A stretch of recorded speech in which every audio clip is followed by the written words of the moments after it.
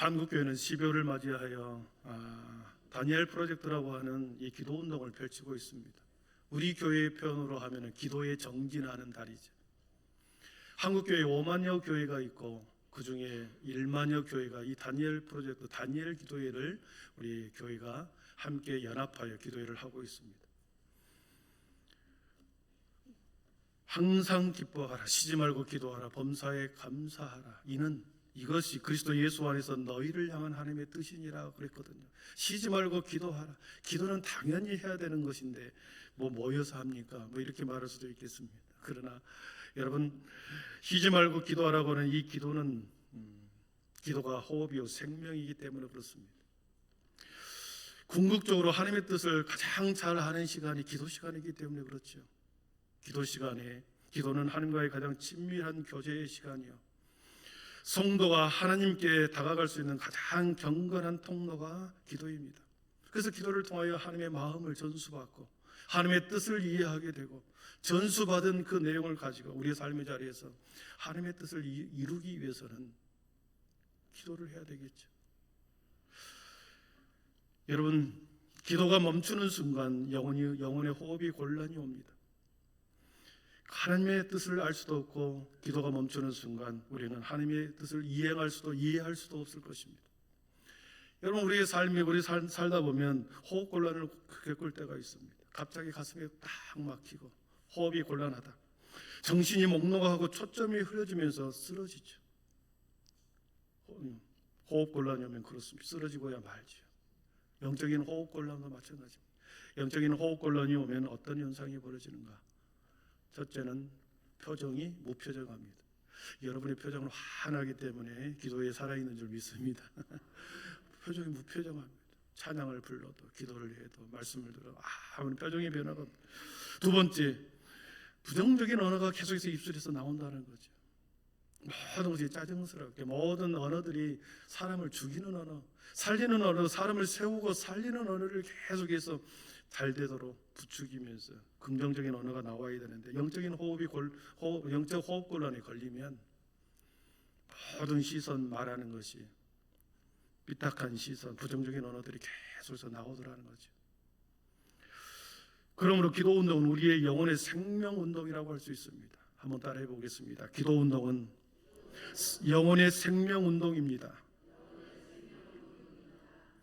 개인적으로 항상 기도해야 하지만 모든 성도들이 한자리에 모여서 공동체 전체가 함께 호흡을, 생명 운동을 하는 기도 운동을 통해서 교회가 영적인 분위기가 살아나고, 교회 모든 성도들이 함께 생명 운동에 동참하여 여기서도 살아나고 저기서도 살아나고, 여기서 간증이 일어나고 저기에서도 기적들이 일어나는 그런 생명 운동이 일어날 때 역동적인 교회 되지 않겠습니까? 이러한 놀라운 기도 운동이 개인뿐만 아니라 교회 공동체 전체에서 퍼져나가 민족을 살리는 운동으로 지금 한국교회가 11월 1일이 되면, 매년 11월 1일이 되면 이 다니엘 기도회를 하고 있습니다. 10월 달은 온 나라가 가을 축제로 한창입니다. 지역마다 가을 축제가 많이 벌어졌습니다. 지난 10개월 동안에 하나님의 열매, 아름다움, 이것을 사람들이 자연을 통해서 창조의 아름다움을 보았다고 한다면, 11월 달은 차분히 다시 내년을 준비하고 한 해를 돌아보면 무릎으로 다시 우리의 각자의 인생을 돌아보고 한 해를 준비하는 것입니다. 한 달간 우리 함께 다니엘 프로젝트 기도 운동을 통해서 우리 개인적인 수많은 기도 제목이 있을 것이고, 또 가정과 이웃과 우리 교회에 많은 기도 제목이 있는데 함께 기도 제목을 나누면서 간절히 부르짖고 한 달 동안에 우리의 영혼이 살찌는 11월 한 달이 되기를 축복합니다. 그런데 보십시오. 7시 반부터 9시까지 11월 한 달 동안 저녁 시간은 모두에게 똑같이 주어집니다. 어떤 사람이 더 주어지는 것도 아니고 똑같은 7시 반에 시작해서 9시까지 어떻습니까? 어떤 사람은 이 시간에 TV 앞에서 시간을 보내는 사람이 있을 것입니다. TV 앞에서 드라마를 보면서 희낙낙거리면서 보고 시간을 보내는 사람도 있을 것이고, 또 어떤 사람은 인터넷이나 핸드폰으로 계속 인터넷에 검색하면서 또 시간을 보낼 수도 있을 것이고, 또 어떤 사람은 핸드폰을 통해서 쇼핑을 하기 위해서 서핑을 하는 겁니다. 여기저기 서치를 하고 돌아다니죠. 계속 하면서 1시간 반 동안에 소파에 누워서 쇼핑을 할 사람도 있을 것입니다. 또 어떤 사람은 밤에 운동해야 되겠다, 1시간 반 동안 헬스장에 가서 운동을 하는 사람도 있을 것이고, 어떤 사람은 그럭저럭 빈둥빈둥 1시간 반을 그냥 보내다가 잠이 들 것입니다. 여러분, 우리의 육체와 영혼은 끊임없이 움직이지 않으면, 멈춰버리면 도태되고 상하게 되고 쇠하게 버립니다. 내 몸이 조금 힘들더라도, 내 삶의 모습이 조금 불만족스러우면 일어나는 것입니다. 기도의 자리에서 다시 창조적으로 의미 있는 시간으로 채워서 나의 인생과 앞으로의 새로운 해를 어떻게 준비할 것인가. 그동안에 내가 살아온 모습을 보면서 이런, 하나님께서 내가 원하는 삶이 이게 아닌데, 그런 답답한 마음이 있다고 한다면 다시 기도의 자리에 나와서 우리의 비전을, 우리의 소망을 다시 한번 하나님 앞에 이렇게 계수해 보는 거 아니겠습니까? 11월 한 달 똑같은 밤을 한 달 동안 보낼 것입니다. 그러나 어떤 사람은 영적으로 많이 살쪄 있는 사람이 있을 것이고, 똑같은 시간을 보낼 수도 있을 것입니다. 여러분에게 창조의 시간, 의미 있는 시간으로 여러분을 초대합니다. 아멘. 그렇습니다. 오늘 보면은 다니엘 프로젝트를 시행하기 위해서 다니엘의 말씀과 그 말씀의 근거입니다. 다니엘이라고 하는 사람의 일대기를 보면서 하나님께서 어떻게 그를 인도해 가시고, 하나님께서 그를 하나님의 뜻 가운데서 어떻게 쓰심 받다가 하나님의 놀라운 역사를 이루어가는지 한 사람의 일대기를 보여주는 것이 다니엘서죠. 그래서 다니엘의 믿음과 기도의 내용을 살펴보면서 우리의 신앙을 점검하고 도전받을 수 있기를 바랍니다. 오늘 1절을 한번 보겠습니다. 다니엘의 상황, 현재의 모습. 1절 같이 봅니다. 유다 여호야김이 다스린 지 3년이 되는 해에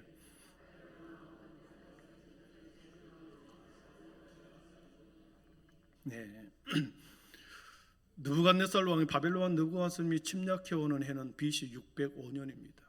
여러분, 바벨론이야. 우리 세계사 시간에 바벨론이야. 함무라비 법전을 만든 그런 민족들이죠. 바벨론이야. 605년 전에 이 남유다를 침범하여 1차적으로 침범하면서 1차 침공으로 70년의 포로 생활이 시작되는 시점입니다. 그때에 다니엘이 포로로 잡혀간 1차 침략 때 포로로 잡혀간 다니엘입니다. 90살이 넘도록 인생을 삽니다. 70년의 포로 생활을 온전히 이 다니엘은 온몸으로 70년의 포로 생활을 겪은 사람입니다. 1차 침략으로 인해서 2절에 보니까 하나님의 성전에 침략해 하나님의 성전을 함락하여 하나님의 성전 안에 있는 성물을 가져가 버렸습니다. 우리 2절을 한번 같이 읽어봅니다.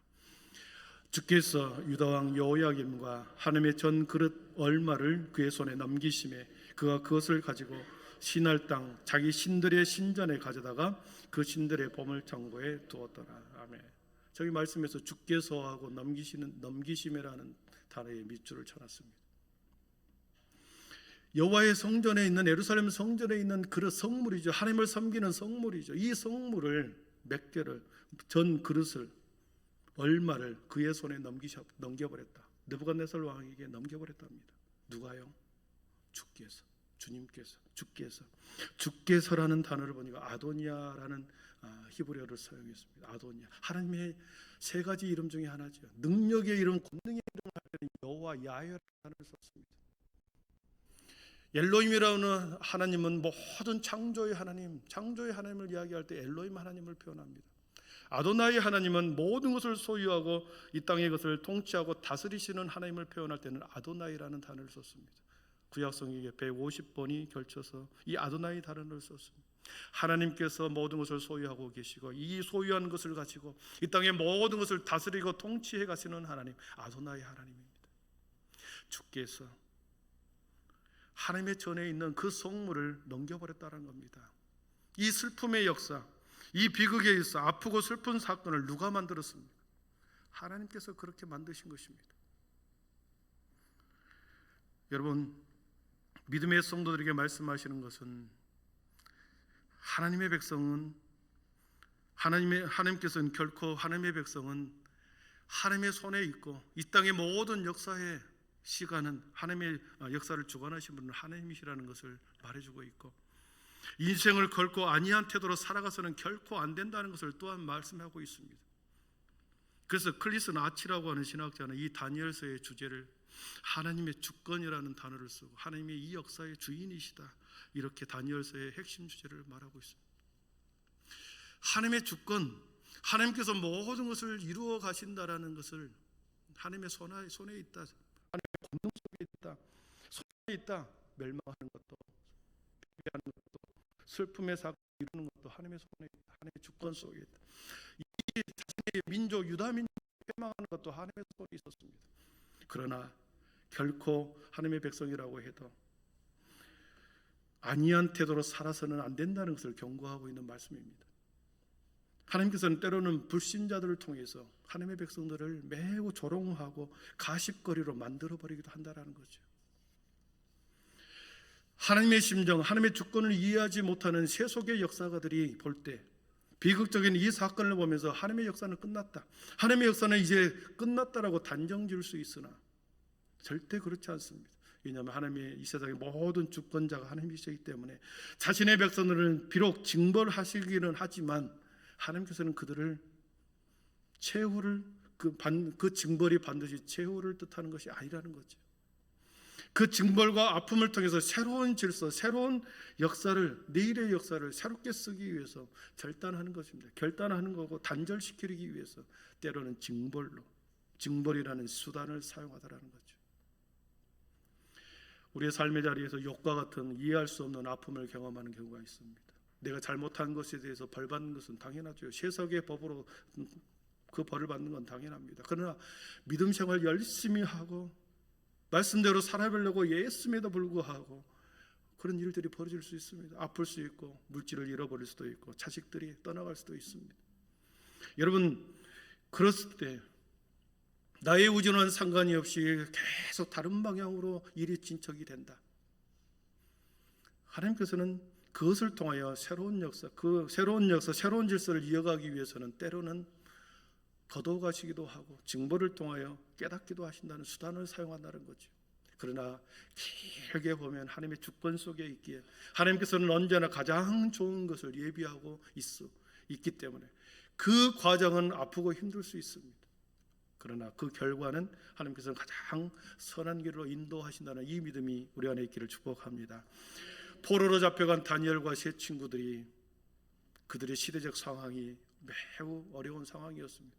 한 사람의 인물을 알기 위해서는 그 시대적 사명이 알아야 되죠. 시대적 상황을 알아야 되죠. 그 시대적 상황은 그 사람의 신앙과 인격과 믿음을 규정해 주기 때문에 그렇습니다. 그 시대를 뛰어넘는 신앙, 믿음이 결코 있을 수가 없는 거죠. 전쟁 가운데 태어났다. 그 사람이 그 가운데서의 믿음이 있고 평온한 지금의 시대 가운데서 우리의 삶 가운데서 믿음과 신앙이 따로 있을 것이고 역동적으로 4차원의 혁명 시대에 살아가는 그 시대에 태어난 아이들의 또 신앙과 삶은 또 다를 것입니다. 다니엘과 세 명의 친구는 그러한 시대적 상황 가운데서 포로로 잡혀왔습니다. 어려운 시험은 두 가지를 당합니다. 그들에게 닥친 두 가지 시험, 그 시험을 통해서 다니엘과 세 친구의 믿음을 우리가 보게 되죠. 우리 6절과 7절을 보시면 6절을 제가 읽어드리고 7절은 같이 있습니다. 그들 가운데는 유다 자손 곧 다니엘과 하나냐와 미사엘과 아사라가 있었더니 환관장이 그들의 이름을 고쳐 다니엘은 벨드사사이라 하고 미사엘은 메삭이라 하고 아사라는 아벳노고라 하였더라. 아멘. 다니엘과 세 명의 친구에게 닥치는 첫 번째 위기 시험은 그들의 이름을 개명해 버린 것입니다. 이름을 바꿔버린 거죠. 다니엘이라고 하는 뜻은 하나님이 나를 심판하신다. 하나님은 나의 심판자가 되신다. 다니엘의 이름 속에 그 부모님들의 기대와 열망이 있던 거죠. 다니엘 가문의 기대와 열망이 다니엘 이름 속에 하나님은 나의 심판자가 되신다. 그런데 그 이름을 베드사사로 바꿔버립니다. 벨이라고 하는 뜻이 바벨론의 신의 명칭이고 그 신은 누보라는 명칭을 가지고 있습니다. 그래서 베드사살이라고 하는 그 뜻은 너의 보호자는 벨이다. 다니엘 너의 보호자는 누보다. 다니엘 너의 이름은 너를 보호하시는 하나님이 아니라 다니엘 너를 보호하는 사람은 벨이고 느고다. 이름을 바꿔버립니다. 하나냐라고 하는 이름은 그의 친구 하나냐 이름은 하나님과 같은 자가 누구냐. 매우 신앙이 돈독한 친구인 것을 알 수 있죠. 하나님과 같은 자가 누구냐. 그의 이름을 사드락으로 바꿉니다. 태양신에게 배운다. 이제부터 이황신에게 배우라 이름으로 사드락으로 바꿔버리죠. 두 번째 친구 미사엘이라는 친구가 있습니다. 하나님은 은혜로우시다라고 하는 뜻입니다. 여러분 이 친구도 다니엘의 3명의 친구들의 이름이 하나같이 얼마나 은혜롭습니까? 친구를 보면 친구를 아는 것처럼 다니엘과 그 세 친구는 믿음이 돈독한 친구였습니다.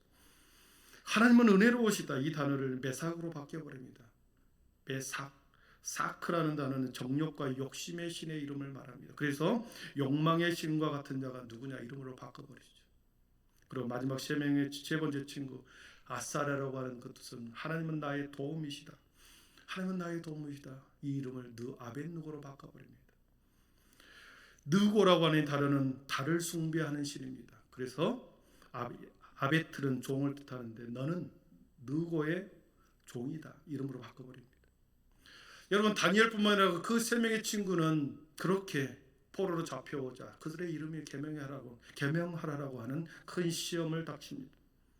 여러분 이름이라고 하는 것은 그 사람의 정체성을 표현하는 거죠.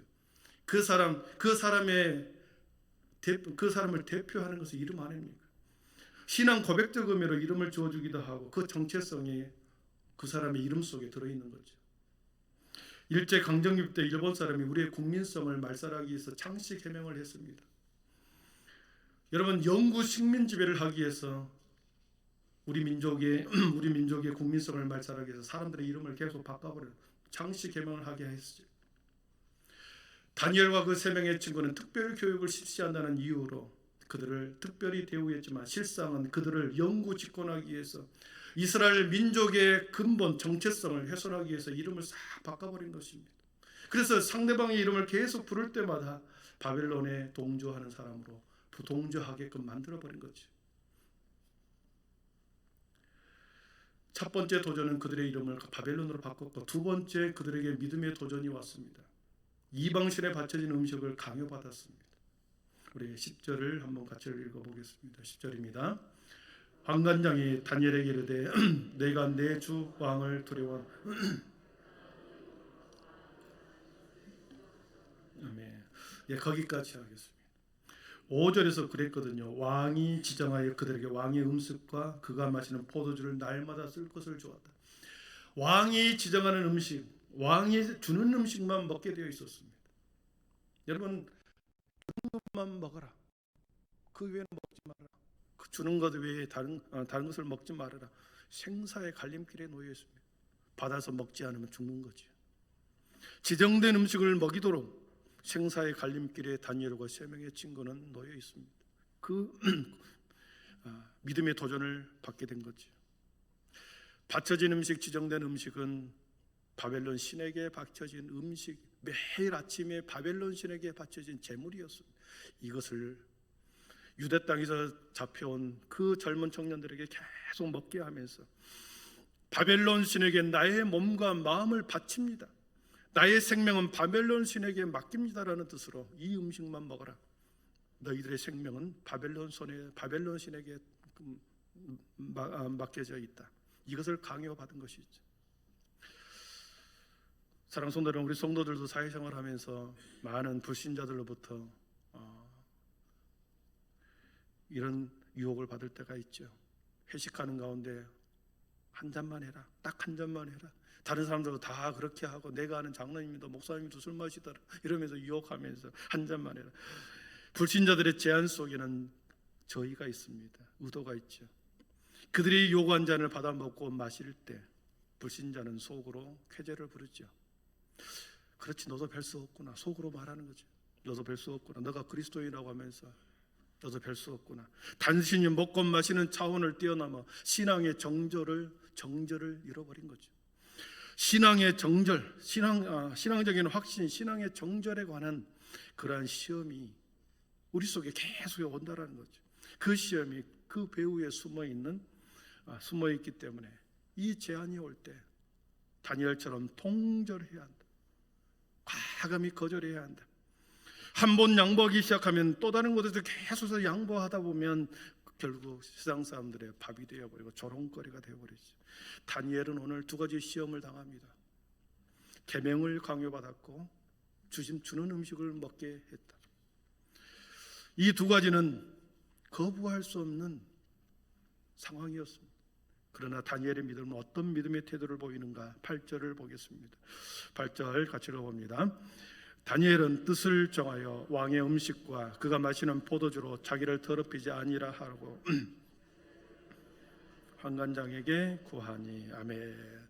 다니엘이 뜻을 정하여 그랬습니다. 뜻을 정하여 신앙의 정절을 강요받을 때 과감하게 이를 거절하면서 뜻을 정했다. 이 뜻이라고 하는 단어를 보니까 리뽀라는 단어가 있습니다. 마음이라는 뜻입니다.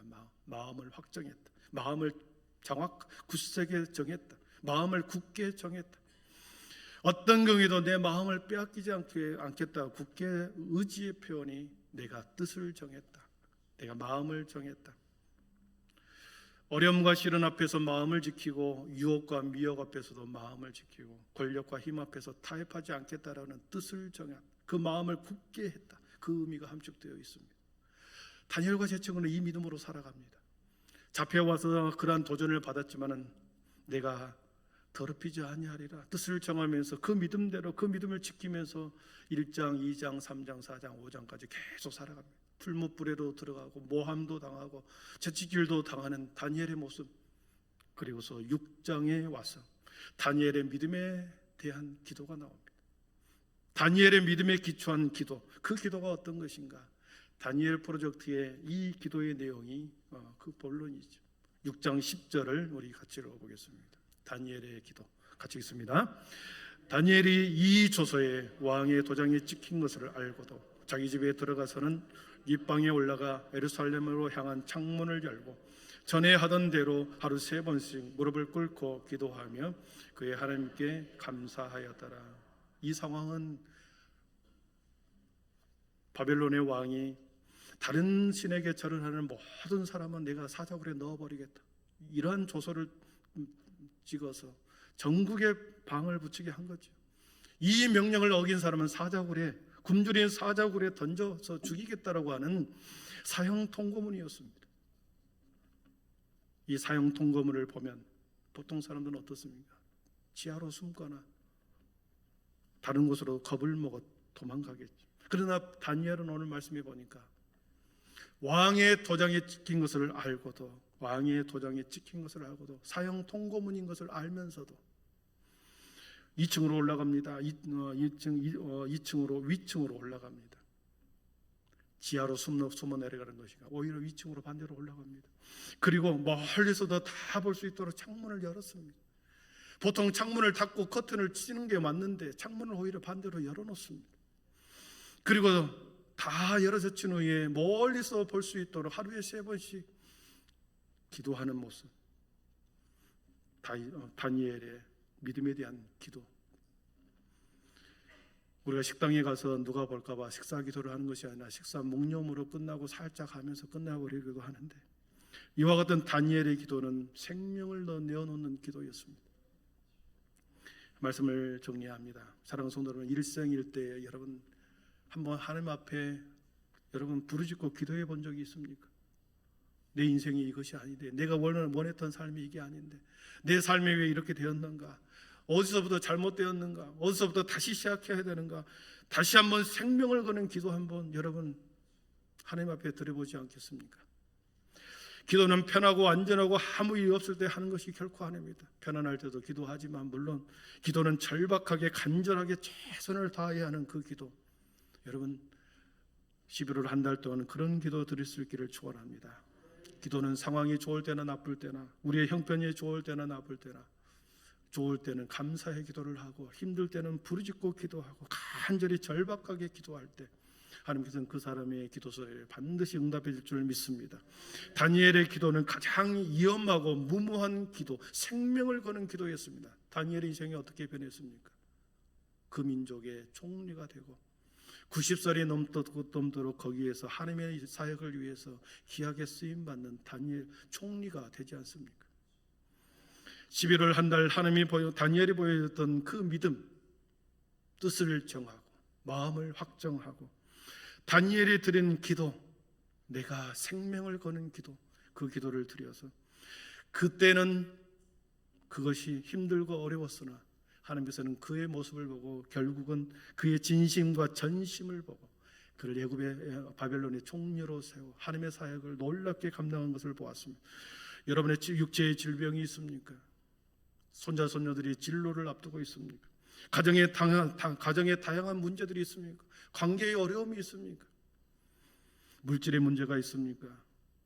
여러분, 기도의 자리에서 진정으로 기도함으로 이 모든 문제를 해결받는 그런 놀라운 기적을 경험하는 12월 한 달이 되기를 축복합니다. 기도하겠습니다.